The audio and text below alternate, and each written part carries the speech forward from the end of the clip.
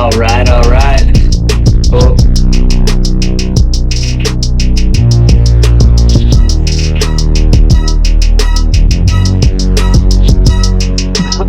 Okay, you're Jason Myers, Seahawks yeah, smelling salts. yeah. Now I just got to eat it. Um, yeah, baby. What a game! Yeah. Give me your thoughts. I mean, felt like every other game this year where I mean this one was a little different. I think we played a lot better in the beginning.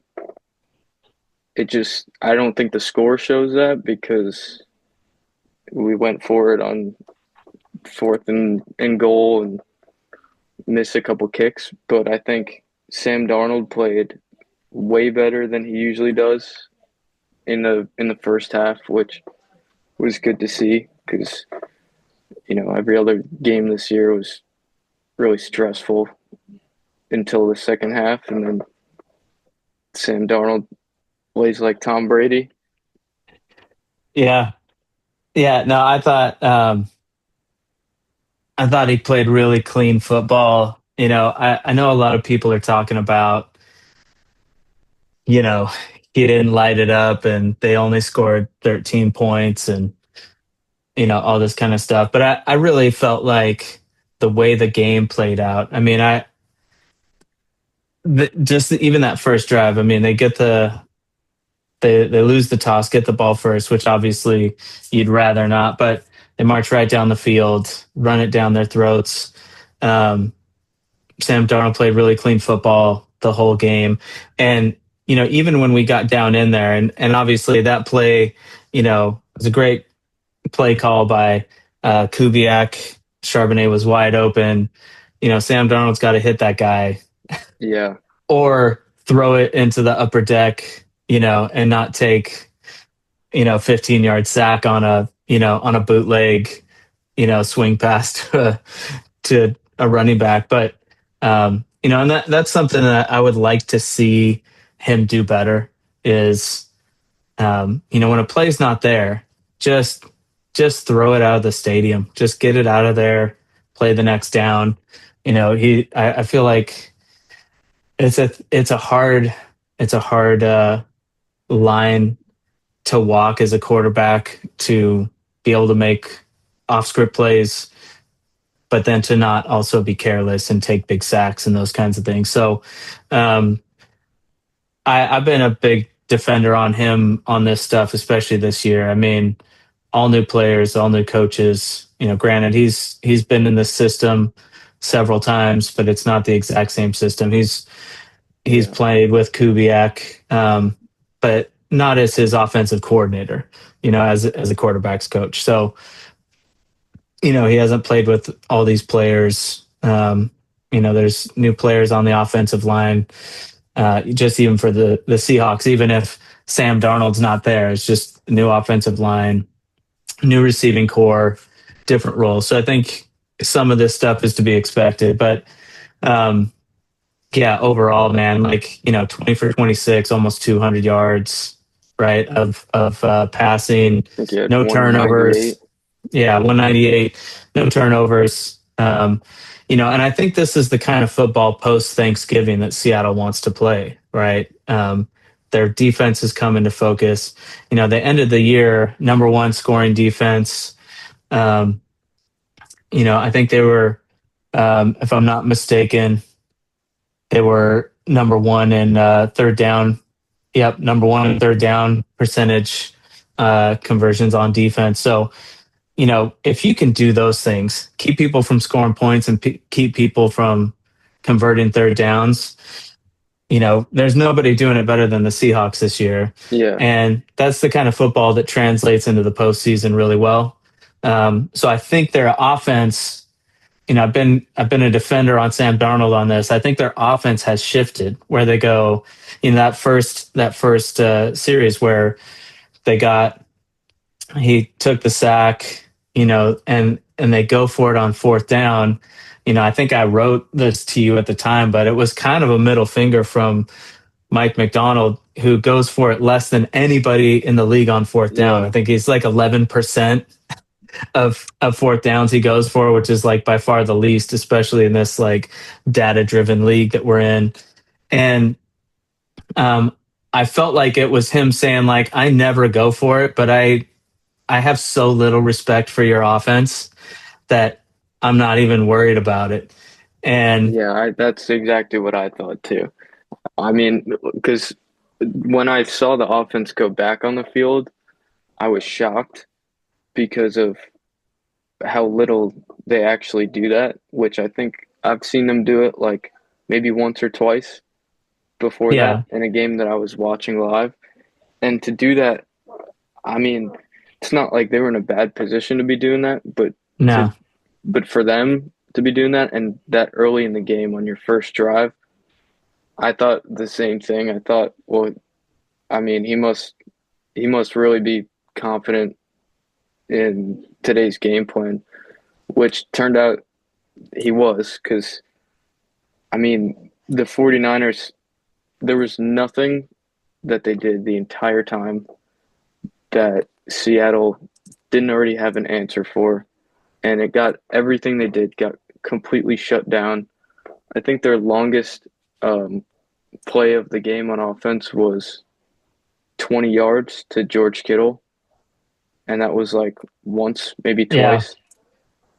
And it was like every time they ran the ball, like it got stuffed for at most 2 or 3 yards, like every single time. And it was like that for so long that they ran it, and I just like you're watching and you just know that it's not going to go anywhere. I think McCaffrey had 23 rushing yards the whole game.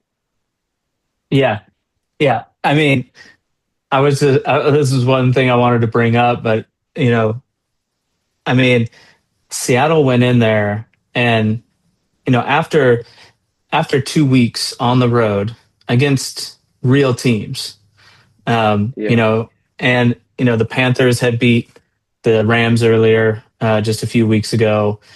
That was not even a close game, in North Carolina. Um, so we go on the road 2 weeks in a row, East Coast. I mean, you can't get a lot farther away from Seattle than North Carolina in the league, and come back and then come on the road again for a third week in a row and just put it to the 49ers yeah, with everything on the line. I mean, I don't know that there was a more important game for the 49ers. It was way more important for San Francisco than it was for Seattle. The for Super sure. Bowl's in their stadium this year. They've been banged up all year. And I think Kyle Shanahan has done a really, really good job. Robert Saleh has done a really good job keeping this. It's unbelievable to me that they've won as many games as they've won this year with all the injuries and all that stuff. But Seattle comes in there with a game that like 35 million people are watching, and ends the dream season of being able to maybe run the table and play a home game in the Super Bowl, ends Kyle Shanahan's bid for coach of the year. There's no way he can win coach of the year after that game. Yeah, Ends Christian McCaffrey's MVP bid. There's no way you can run for 23 yards in the biggest game of the year and still get MVP. I mean, it was so much more important to San Francisco than it was to Seattle. Especially they're a much older team than Seattle. Just every part of it, and they just got manhandled the whole game. yeah, they got, I mean, again, there was nothing that they could do about anything the whole game. Like they Yeah, just, and again, the score doesn't really show it, but like if you look at the stats, like it's not even close. I think we had more rushing yards than they had all-purpose yards, yeah, which is great because I think what K9 had 97, 16 attempts, and yeah, Charbonnet was like 17 attempts for 74 yards or something and a touchdown. yeah, And yeah, I heard today um, there's been 4 runs on 3rd and 15 plus in the entire that got converted, Yeah. and Seattle has all of them. That does, They have every one. that doesn't surprise me, but that's pretty awesome. Yeah, I mean, to hand it off with on 3rd and 17, the biggest game of the year, and then convert it. I mean, Yeah, and then he gets that's 19 yards. such a killer. I mean, and that's funny that I haven't heard the stat, but that's a good one that they have all four of them. I Yeah, mean, they've got all of them. and what I was thinking about too is that we go down, we don't convert on the 4th down, and there's sort of a momentum, shift there, and then immediate 3-and-out, they punt the ball. We're a good return. We're like on the 35 already. So Yeah, it's like the 4th down stop never even happened. And then, we score a touchdown several plays later. And that's all the points we needed to win. Like we had already scored all the points we needed to win that game yeah. After the on, touchdown, I mean, yeah. it didn't even matter. We would have won. Yeah. So there's like 6 minutes left in the first quarter. We We already essentially have won. we had essentially had the ball the whole time. Yeah, And yeah. I think that's a big thing too.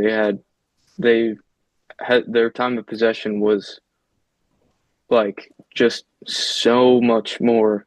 I don't remember the exact yeah, number, you have but to look that up, but I think it was almost a full quarter yeah, more that they had possession of the ball. And yeah, so, and it really showed too. I think the 49ers defense, you could tell, was just so exhausted of yeah, being on the field, and because it just felt like we had the ball and we just got so many first downs and just kept resetting and just driving down the field, and then we go miss a field goal, and then we do it again, miss another field goal. But then the 49ers had the ball and it was like 3-and-out and they punted to us. And then we just go yeah, drive down the field again. So it's like, I mean, what, as a defense, what are you really supposed to do when your offense is putting up 3 points? yeah. And I mean, by there's the not really way, much you can do. they had 3 first downs in the first half. Yeah, They had 9 first downs total. for the whole game. I Yeah. mean, that's They had like three in the playing. first half, four in the second half. Yeah, that's like a college team playing like Mary Catherine's Sisters of the Blind or something. Yeah. Like it was so brutal, and and I mean this is something that I talked to a few people today. They're asking me. I was like, man, these analysts that talk about Seattle are so insufferable. Like they're so dumb. Like they're everybody I watched. Leading up to the game, I mean, guys that I think are generally pretty smart. And man, they're all like, oh, yeah, I'm taking San Francisco. I just think, and they would start talking about like, oh, they scored all these touchdowns. Um, Brock Purdy's been on fire. And I was like, do you guys not watch football like at all? Dude, check this out. I had to pull this up because it's been bothering me all day. So these guys keep talking about how great the offense is for San Francisco. Okay, this is their last before Seattle. 1, 2, 3, 4, 5, 6 opponents: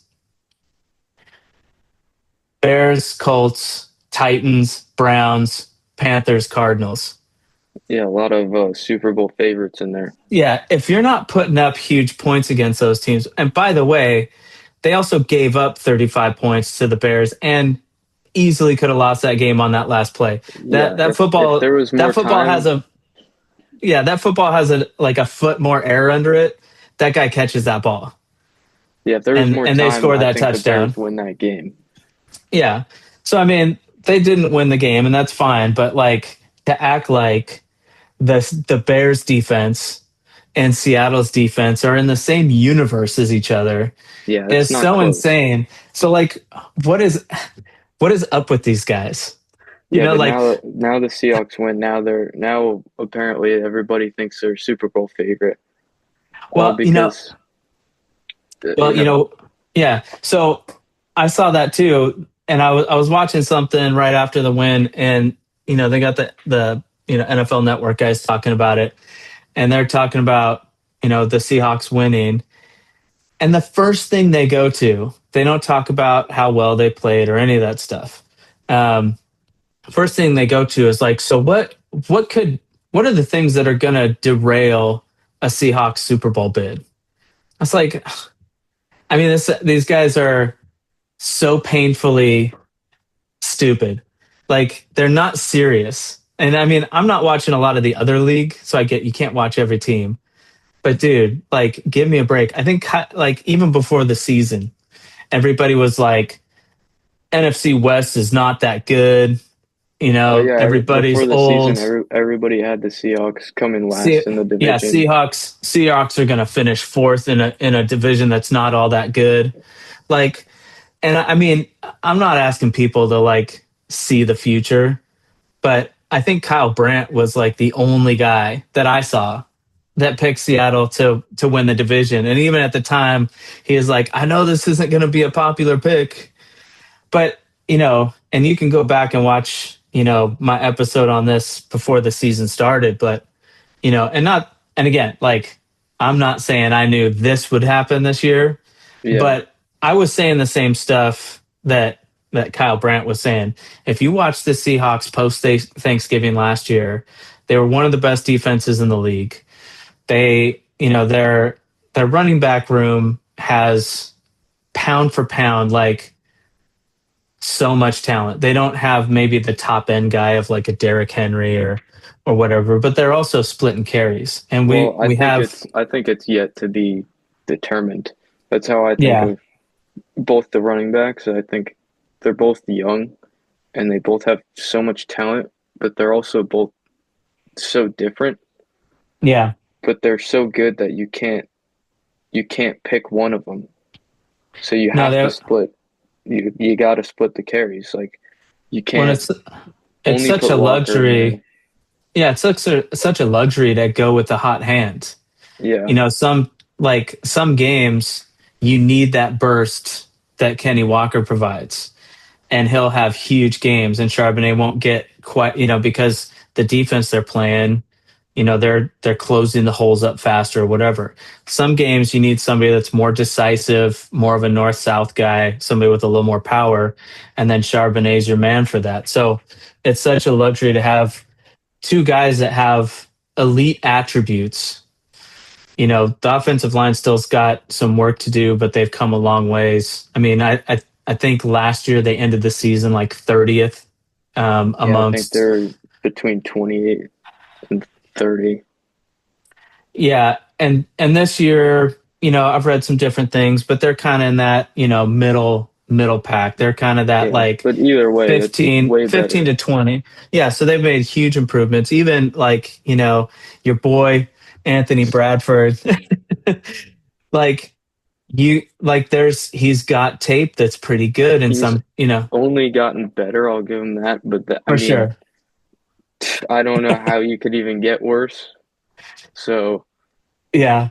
I but saw a dude the and past he's two like, weeks, he played like an actual person with a brain in his head. So, got to give him that. you better hope Anthony Bradford never watches this. I mean, I don't even know what he's capable of doing. It's not like he's got much tape. Now, I mean, the thing with that, and I remember when he came out of college, like the thing on him was that he was just ridiculously strong. Like he was more of a run Yeah, I blocker. mean, he's just And huge. dude, when you see him, like I think it was the Carolina game that nose tackle they have that's really good. He was like one arm pancaking that dude, and that's like a high end D tackle. Yeah. He did that two or three times where he just, I mean, that guy is really strong. He doesn't always know where to be. Yeah, I I think that's I think the one problem he has, I don't think he doesn't have what it takes. I just think his football IQ and awareness is just really down, but it seems like it's getting there. mhm. I mean, and he's what 24, 25, like he's pretty Yeah, young. the whole So, line is super young. I think the average age is 25. yeah. So I don't mind keeping him around, but he's got to get better for sure. Yeah, But he no, already no has been. question. The past 2 or 3 weeks, he really has like stepped up and from being like a high school level to he's probably college now, which is way Yeah, better than how he started. So as long as he keeps getting better, like yeah. he's huge and he's really strong, but he just looks like he's never aware of what's going on or what he's supposed to be doing. There are And I there don't, are plays where he looks lost. yeah, Like, he doesn't even know what sport it is, yeah, like or what team he's on. Like I've seen him block our own lineman, like or I've seen like pictures of him and it looks like he's a pass rusher. yeah, And that's not good at all. That's got to change, but it looks like it has. So yeah. I No, I haven't said, and think he's getting less penalties too. That last year, yeah, he that was was. that was where it started for me. I feel like every game we watched, it was. I mean, he got like at least two penalties every game, Yeah, and it was horrible. But he still had a lot earlier, like but he he's he getting had like better. he had like his name like stitched into the flags. Like he'd Yeah, just bring his own monogram yeah. They had their own Anthony false Bradford start. flag. Anthony Bradford, the Anthony Bradford I collection. mean, it really felt like every time I saw a flag, I was like, that's Anthony Bradford. It's got to be. And like Yeah, 95% of the time it was. yeah, That's where it all started. The yeah. beef that we have. Yeah. No, I mean, yeah, it was pretty brutal last year, and even to the start of this year had some pretty rough spots. But yeah, I think I would if the I think the charitable view of Anthony Bradford is that he came into the league really young. I mean, what has he been in Yeah. the league like 3 or 4 years, and he's only 24 or 25? Like Yeah, I he mean, he came in probably really started when young. he was my age. Yeah. There's no And way then I could do anything like that right now. yeah. I mean, we can barely even talk about the game. Yeah. No, but like um and then coaching, uh, there's the Pete Carroll Yeah, it's turnover. like two different coaches. I mean, how You many know, offensive coordinators? there's a lot of chatter around the league that, the one of the big reasons that Pete Carroll got outed in Seattle was because he had brought his son on as like a offensive line coach, I think it was. If Yeah, I'm not mistaken, somebody in the comments that I'll never read can tell me how dumb I am, but I don't know if that's right. But I think that's right. yeah. And so, that was a huge issue in the building from what I've heard. I've heard it's actually he did the same thing down in Oakland this year, and I've heard it's a Well, and they're problem. well, they're doing amazing. So, Yeah, they're pretty good. They're gonna get well, once you told me about the draft choice of who they were gonna move up and take, that I mean, I love Pete Carroll, but that got me going for sure. yeah, Their quarterback situation yeah, could have had Josh Allen apparently. yeah, yeah. I don't know if I've told that story, and but yeah, that they wanted to trade. So John Schneider wanted to trade Russell Wilson earlier, and Pete Carroll wouldn't let it happen. And there was kind of a power struggle in the building once Paul Allen had passed away, and Pete kind of won that battle. It's got all the personality and everybody loves him and all that stuff, and he won a ton. So he's done a lot of things that nobody's ever done Yeah, before. it's not like it wasn't well deserved. Yeah, it didn't come from no place. Um, so anyway, John Schneider, and I mean, by the way, John Schneider is the goat. He's the Yeah, greatest of all time best general GM. managers, and he gets overlooked. I mean, he should win Executive of the Year. Yeah, GM of all time probably. It's kind of like when Jordan was playing, and Jordan used to drive me crazy because I was a Sonics fan. but like, you just can't not acknowledge like he was just the greatest. And you know, he should have won MVP probably every single year, but like Yeah, they just won't do it. Like yeah. It's like they they, won't give a running back or a non-quarterback an MVP. yeah. It's not going to happen no matter Well, how. sir, like no receiver will ever win it. No, Even though no, because you got there's to some have a arguments, quarterback. you're too dependent on another position for sure. So, um, but yeah. So anyway, so the story is that John Schneider wanted to trade Russell Wilson earlier. I think it was to the Browns, if I'm not mistaken. They were going to get a high draft pick. I kind of forgot this story until you brought it up. But and his plan was I to I can't stop thinking about it. ever since I told you, Yeah, yeah, his John Schneider's plan was to draft Josh Allen, and that's when people were really iffy on Josh Allen even being a first round quarterback. Obviously, the Bills go on to take him. I think at like number 9. I think the Browns. We'd have to go back and look at this, see how good my memory is, but I want to say they were like 8, and so they would have been able to, likely have that pick, and Josh Allen would be a Seahawk right now, yeah, and we'd probably be 3 Super and Bowls deep in this piece yeah, by this time. yeah. Imagine So Josh Allen and JSN right now. yeah, yeah, that was JSN getting 3,000 receiving yards in the season.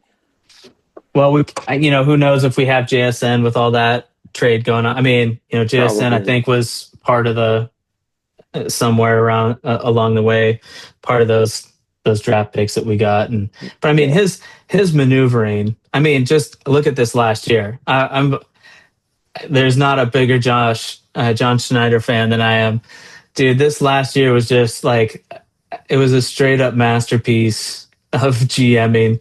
I mean, it reminded me so much of yeah. when they were building the Seattle team that ended up winning the Super Bowl back in Well, 2012. I was watching the Richard Sherman podcast yesterday, and with Mike McDonald, and he was talking about Clint Kubiak, and this was before like all the off season stuff, and he said Clint asked me, he was like, "Well, is this our roster? Like, you know, and like, are we gonna make any changes?" And he was like, "No, this is it." And then they hire him, and he gets there, and we got a completely different team. This was like before Gino was gone, before Lockett was gone, before DK was gone. Like it was basically last year's team, and they told him they're like, yeah, this is the team. And then they hire him, gets there, it's like nobody's there anymore. Like completely Yeah, different team. And I was I was like didn't even know what to think because I thought we were so screwed. But I mean, I don't know I don't know how he does it, but he just finds the best value out of every trade, every pickup, signing, draft pick. Like I mean, from what I and know, he it's puts in so much work like every week. it's not like the teams he's trading with are getting screwed. They're getting Yeah, the guys they want. It's not like they're that's part of the thing that's so crazy. Like at the time, if you were saying that you would get Geno Smith for a third rounder, like if every you said that right now, I would think right. you're crazy. Well, and the Raiders are a Even at the dumpster time, fire, but yeah, like, even at the time, I mean, but at the time, a lot of, I mean, I would say a third of the league would have been like, I mean, if you rewind the amount of people, and that's another thing, like these analysts, man, like they're all going, oh yeah, Sam Darnold's a huge downgrade from Geno Smith, yeah. and it's like at the time people viewed Geno Smith as like, and I think rightfully so, as a top 15 guy, maybe even a top 10, I mean, depending on, statistically, he was playing like a top 10. Last year, he was yeah, fourth in passing yards, yeah, and one it's literally 1 yard higher than Sam Darnold. and again, like if I'll defend Geno here on this, how many quarterbacks are going to play on that team in Oakland with the amount of drama they had Yeah. going on? As you know, evidently there's still an offensive line coaching issue with Pete Carroll and his son.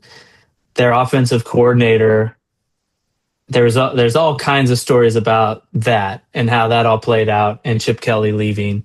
Um, so I don't know who you're putting in Oakland who's going to not look pretty bad. Nobody. Um, and I kind of feel bad for these number one picks. They're always just going to these teams that are awful, and Yeah. it's not just that they lack talent. It's that, you know, if your ownership, I mean, look at the teams who are picking first, in the top 10, they're all always there. They might as well just put a PO box over there in the top 10 because they're never going to be better than that because their ownership, doesn't hire good GMs and they don't let them stick around long enough to be good, to build teams. Then they're not good GMs are hiring not good coaches, and it's just you can't. And we're so lucky here to have ownership that knows what they don't know and knows what they do know, and they hire the best GM to take care of all the things that they don't know, and they just let them do it. And then he hires coaches to go do what they should do and just coach players and win games. Like he gives them whatever they need. This is what a first class organization looks like. Like free agents want to come here. The fan base, the collegiate atmosphere where a lot of places don't have. Got great facilities. It's just top of the line. I mean, I heard so many guys leave Seattle, or even guys that came on visits and couldn't get the deal they were looking for. Like, man, I wanted to play there. It's like it's an incredible organization. So we're really fortunate to have that. I mean, we both have friends who are Jets fans. That's a tough way to live. It's a tough life. Yeah. That's a I have tough a life. lot. And yeah, I mean, I don't know why, but they just love the Jets too. I don't know why. You get born into it. Yeah, but I mean, People love what they know. if you told me that we like the Jets 20 years ago and now I wouldn't be a Jets fan. Yeah, There's no I way. I'm always really thankful that because I had to watch the Seahawks and they weren't good. I mean, I remember when were winning 2 games. They haven't been that bad very often. They were perennially hovering around 500, so they were like not good enough to make the playoffs, not bad enough to get a good pick. We were stuck in that for so long. But like I remember when we, won 2 games, we and Cortez Kennedy won Defensive Player of the Year on a team that won 2 games in Seattle that nobody ever paid attention to. Like that's how good that dude was. That guy was a monster. But Yeah. yeah, I'm always so thankful that when you were growing up, the Seahawks were so fun to watch. They're winning titles. I was like, Yeah, I mean this is so good. it was I'm, like I'm right before I started paying attention to football. They were like good. It was like I think it was like Matt Flynn, right? The year yeah. before Russell Wilson. Got a contract off of a 6 touchdown game, like at the Yeah, end of the in Green season. Bay. Yeah, in Green Bay when I Yeah. think And when they were like, well, no Rodgers was hurt. brainer. Yeah, I mean, that and he would be was like like the taking free Brock agent guy that Purdy, year. Yeah, be like taking Brock Purdy 2 weeks ago because he went back to back for 5 touchdowns apiece it's each game, and then he throws like 100 yards and 0 touchdowns and a pick yeah, against it's Seattle last week. it's more like signing Shador Sanders, like just a totally unproven Yeah, because he had like one good game. Like he was a backup, never sniffed the field, comes in one game, sets like I think a record at that time for yeah, touchdown passes in a game inexplicably. and Yeah, he had I a think it was Mike the White only moment. game. Yeah, and yeah, and they signed him, and I remember being like, okay, I mean, who else are we going to put in here? And yeah, And we drafted Russell thankfully, Wilson. thankfully, John Schneider saw something. Yeah, I thank the and Lord. I had heard that he wanted to pick him up earlier than the third round. But there was kind of a struggle in the building about that. And he was able to finally get him in the third round and get the okay on that. But yeah, the rest is Yeah, history. I think. I mean, I don't know how he does it, but he just gets like veterans that you haven't really heard too much about. You just know them because they used to be so good, and then Yeah, he trades for them, and then they play like they're 24 years old, like DeMarcus Lawrence. Like he was yeah. good, but I did not nobody really know. talked about him as much. And then this year, I mean, he played amazing. Leonard Williams, same thing. It was Yeah, like he was really good, but you haven't really heard anything about him. And then he comes over and just plays amazing. Like he's the best player in the league. yeah. I mean, he's got to be in the conversation for defensive player of the year. And and then got totally snubbed on NFL top 100. I think they had it 99. Y'all is Sure. fucking crack. Yeah, that's 99. ridiculous. That's that's I mean, the disgusting. guy had 2 touchdowns Throw in up a in my game. hat. The guy had more touchdowns than like every offensive player that Yeah, week. yeah. But I think 2 minute warning. 2 minute warning.